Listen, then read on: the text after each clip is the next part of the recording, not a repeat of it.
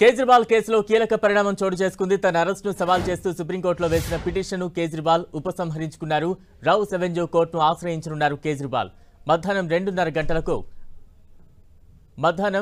Rows avenue కోర్టులో కేజ్రీవాల్ను ప్రవేశపెట్టనున్నారు ED అధికారులు. కేజ్రీవాల్ను 10 రోజుల కస్టడీకి కోరనున్నారు.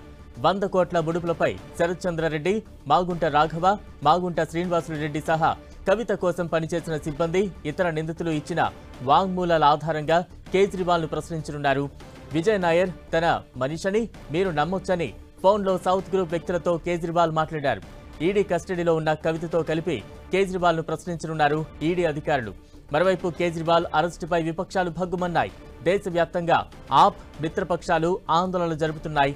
అరవింద్ కేజ్రీవాల్ కుటుంబాన్ని హౌస్ అరెస్ట్ చేశారని ఆప్ నేతలు ఆరోపిస్తున్నారు.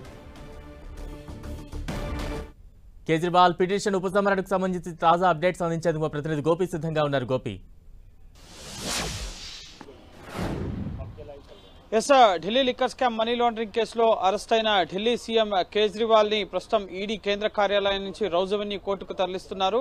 సుప్రీంకోర్టులో ఈ రోజు ఉదయం కేజ్రీవాల్ ఈడీ అరెస్ట్ ను సవాల్ చేస్తూ దాఖలు చేసిన పిటిషన్ ని ఉపసంహరించుకున్నారు. ఎందుకంటే రిమాండ్ అప్లికేషన్ ట్రయల్ కోర్టులో పెండింగ్ లో ఉంటుంది. సో అక్కడ కూడా వాదనలు వినిపించాల్సి ఉంటుంది. కాబట్టి సుప్రీంకోర్టులో ముందస్తుగా వేసిన పిటిషన్ ని ఉపసంహరించుకున్నట్లుగా కేజ్రీవాల్ తరపు న్యాయవాది అభిషేక్ మను సింఘ్వి సుప్రీంకోర్టుకు తెలపడం జరిగింది. సుప్రీంకోర్టు కూడా దాన్ని అంగీకరించడం జరిగింది.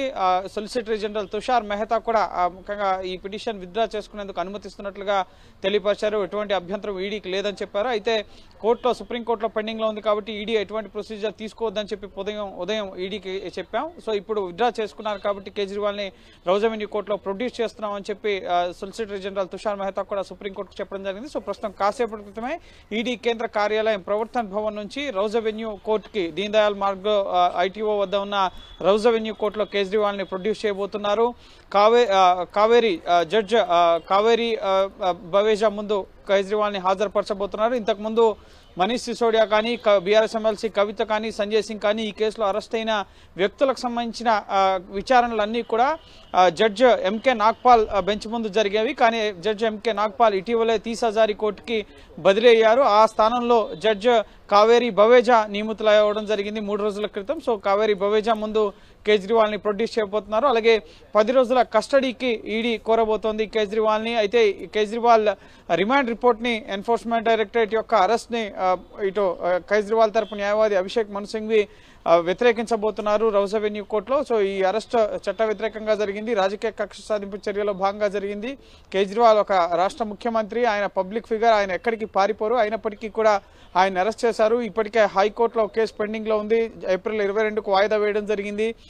ఎందుకు నోటీసులు ఇస్తున్నారన్న అంశానికి సంబంధించి ఈడీ సమాధానం చెప్పాల్సి ఉంది అని చెప్పి అన్న అంశాలను కూడా వాదనలో వినిపించబోతున్నారు. అయితే ఈడీ ఎందుకు కేజ్రీవాల్ ని అరెస్ట్ చేసింది అన్న విషయాల పట్ల ఇటు రౌస్ అవెన్యూ కోర్టులో వాదనలు వినిపించబోతున్నారు. రిమాండ్ రిపోర్ట్ లో ఏ అంశాలు పేర్కొన్నారనేది కూడా ఈ సాయంత్రం వరకు స్పష్టత రాబోతోంది. అలాగే కేజ్రీవాల్ అరెస్ట్ కి సంబంధించినంత వరకు prevention of money laundering act section 19 ప్రకారం ఇప్పటికే ఈ కేసులో అరెస్ట్ అయిన నిందితులు ఇచ్చిన స్టేట్మెంట్స్ ఆధారంగా, అలాగే వాట్సాప్ చాట్స్ తో పాటుగా ఫోన్ కన్వర్సేషన్ కు సంబంధించిన ఆధారాల ప్రకారం కేజ్రీవాల్ ని అరెస్ట్ చేసినట్లుగా తెలుస్తోంది. సో ఎవరైతే సౌత్ గ్రూప్ నుంచి 100 కోట్ల ముడుపుల్ని ఆమ్ ఆద్మీ పార్టీకి తరలించారో విజయ్ నాయర్, సో విజయ్ నాయర్ నా మనిషి మీరు నమ్మొచ్చు అని చెప్పి సౌత్ గ్రూప్ లో ఉన్న కీలక వ్యక్తులకి ఫోన్లో ఫేస్ టైం ద్వారా మాట్లాడినప్పుడు కేజ్రీవాల్ చెప్పారు అని చెప్పి రిమాండ్ రిపోర్ట్స్ లోను అలాగే చార్ట్ షీట్లలో కూడా ముఖ్యంగా ఈడీ ప్రస్తావించడం జరిగింది. సో వాటి ఆధారంగానే నెక్స్ట్ కేజ్రీవాల్ ని ప్రశ్నించబోతున్నారు. అయితే కేజ్రీవాల్ కి ఈడీ అడిగినన్ని రోజులు 10 రోజుల కస్టడీ ఇస్తారా లేక వారం రోజుల కస్టడీ ఇస్తారా అనేది